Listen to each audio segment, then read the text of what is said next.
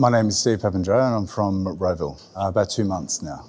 Prior to Jim's Cleaning, I had a commercial cleaning company for about 8 years with a well-known commercial cleaning franchise, and I sold it just before COVID. After COVID, I was helping out with the aged care cleaning, basically helped train about 300 staff for the aged care cleaning, with DHHS as well involved, and yeah, it was a pretty interesting time. Yeah, so basically the structure of the franchise that I was with before was, in a word, parasitic, if that's probably a word. But we found that we were paying quite a high percentage in fees, like it was over 15% of our gross amount. And the secondary part is also we didn't have control of the actual contract. So the client wasn't technically ours. So therefore we said, well, you know, we don't really have control. We don't really know what's going to happen next year. And even though we got along really well with the client, the contract could be pulled from us pretty much at any time. And we said, well, we've already let go of almost $750,000 in fees. And we said, well, we're pretty much done with that. We want to go with a company that doesn't actually gives us a bit of more control, and also with the fee structure, it's a lot more favourable. Well, the reality is that I was looking to start up on my own and do it again. I know the energy that's required to do that. There's also quite a large investment that you've got to have, and there's no, at the end of the day, there's no guarantee that you're actually going to get through and get over the line within a year or two. So when I was talking to Jim's, also I was talking to my franchisor, I found that what he was saying made sense. It was already what I already knew. At the same time, I found that there was a different model comparable to different other ones that I was looking at. And I love the idea that you have control of your clients, and that the fees are quite minimal to sustain. And it's more of a case of, okay, we're just going to keep the wheels turning by paying this fee per month, which is fine. But at the same time, I can grow and become whatever I want. And I have flexibility. I don't have that ability with other franchisors or other franchises that I researched on. And I just found that going through this model, one, I feel like I'm more in control, and I feel like the clients are my clients and I can take care of them better because I have that scope that I can utilise. So the bottom line is that, yeah, we're paying, like as an example, 15 or 20% roughly as far as the fee structure is concerned, and that does affect your bottom line. And I had at one stage I had 70 employees. So it was quite a substantial hit. And if there was any pay increases or pay rises or anything that possibly could have gone wrong, you didn't have that backup money at the end of the month to help you out. And so joining Jim's, I've joined as a one-man band at the moment, looking to expand obviously, and I sort of just getting my feet wet with all the different sort of styles of cleaning that we can do. There's quite a large variation. But I'm utilising what I know in the commercial sector and incorporating it also into the residential space, using a lot of techniques that I know and using equipment that we know. Obviously, Jim's has got a product range, which I'm very familiar with. I used a lot of those chemicals in the last 10 years or so, and they're excellent. The plant-based, it's the way to go. It's the way of the future, especially with the enzyme cleaning. But what I liked is just we can scale the business as much as we want. We can turn it down. The lifestyle was there. When you have a big contract, you're scheduled to that contract. You can't really move.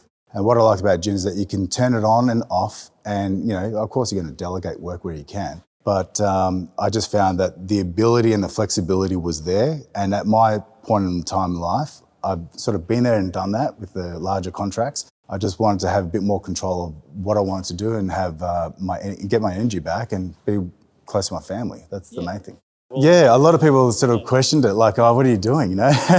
But the reality is that it's actually, you feel it's a complete decompression. And I don't mean that in a negative way. I'm very relaxed at what I'm doing, but I can see things a lot more clearly now, rather than just being pigeonholed and just doing the one thing and that's all you can do. I just feel like I've got a lot of scope, and I've got a lot of energy, and I feel like I relate more to my clients. And I'm looking forward to bringing people on and then teaching them the system. You know, if so be it that they do well, I would encourage them to get into a franchise. Yeah, so look, the reality is that with the earning capacity, you have to look at it from two scopes. You know, when you have so many staff and a commercial setting, you know, that's a different animal in itself. You've got lots of staff costs, you've got superannuation costs, you've got all these little costs that come and you have to, you know, basically pay those as you're going. And although you're earning quite a substantial amount of money for that particular contract, you find that at the end of the day, once it's all done and dusted and you've done your tax returns and everything else, what I'm doing by myself compared to what I had with 70 staff, I'm probably earning about half of what I used to do, but even half is still really good compared to the amount of headaches that I had before. So basically, I just feel like with the staff that I used to have to take care of, It was a never-ending cycle of people coming in and coming out, not being able to come to work because they're sick or whatever it might be. And there was always that fear of what's going to happen. Are they going to be here or they're not? Whereas, doing this on my own, technically, I've only got myself to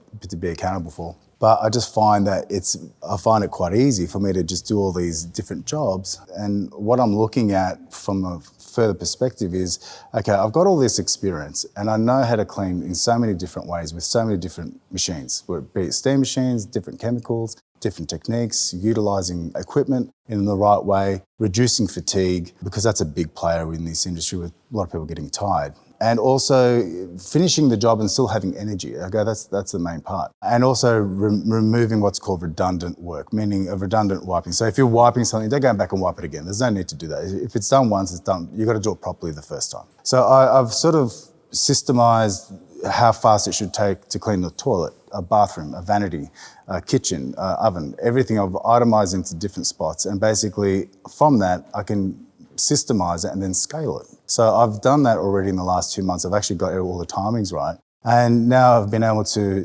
do what is traditionally quite a large job in quite a small time frame, but do it perfectly, but utilising equipment, because you have to invest in the equipment as well. Yeah, so mainly at the moment doing vacate cleans. I'm doing NDIS as well. I've gone to the NDIS. So I did a biohazard clean the other week, which was quite interesting, wearing a full hazmat suit and ventilator, the whole lot. I do a lot of sterilisation as well. I do pre and post sale cleans as well, what we call the immaculate clean as well, as another little thing that I've sort of worked out with some real estate agents. But yeah, I provide services for real estate agents, obviously property managers as well. Also people that just want regular cleaning as well. I just, come in and provide them with not only just clean their property, but fully sterilise it. And they're blown away, because I do have a steam machine and they see it, and I show them how we do it, and they're just amazed by the result that comes out of it. I think the easiest way that you're giving good customer service is when you get a referral straight away. I had one customer that he was away at work, his wife was at home, I cleaned the house, and when he got home, he said, "I love what you've done, it's brilliant." He goes, "I've got a box of lemons for you." It was just like an offering of a gift.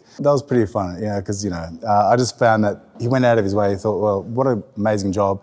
I want to give you something extra than what we just paid you. And I thought that was quite a nice gesture. But a lot of the times I do get customers that just, their partners or whoever will send a text message and just say, "Look, what an amazing job, because we're so thankful that you've been here." One lady called me an angel. She goes, "Oh, you're an angel that came to our house and cleaned our house." And I thought, okay. But again, it's just utilising techniques that I've known and incorporated. And because when I clean, it is systematic, it is professional, it is pretty much compartmentalised to every room. And the customers see that, and they see that you're just like going from one area and going bang, bang, bang, bang, and then you finish in the time frame that you said. And I always say, look, I guarantee my work always, but it's just the quality of the work from what they've seen from previous cleans from other companies.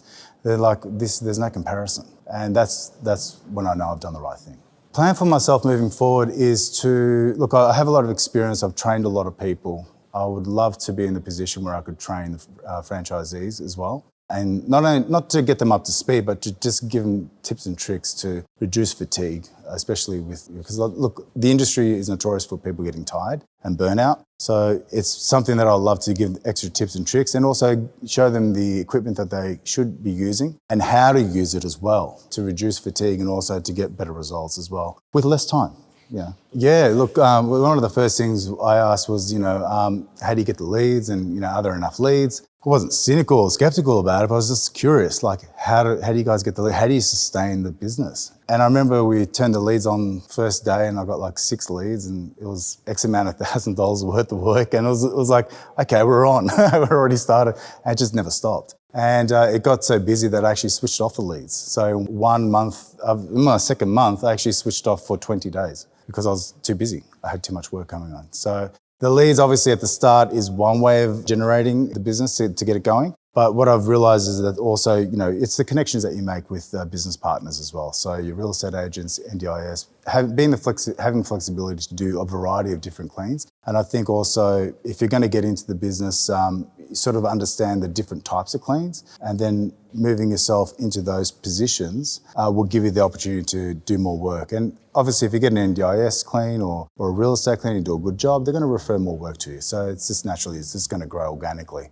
And then obviously, if it gets to a point where you need to add more people, then you just add more people.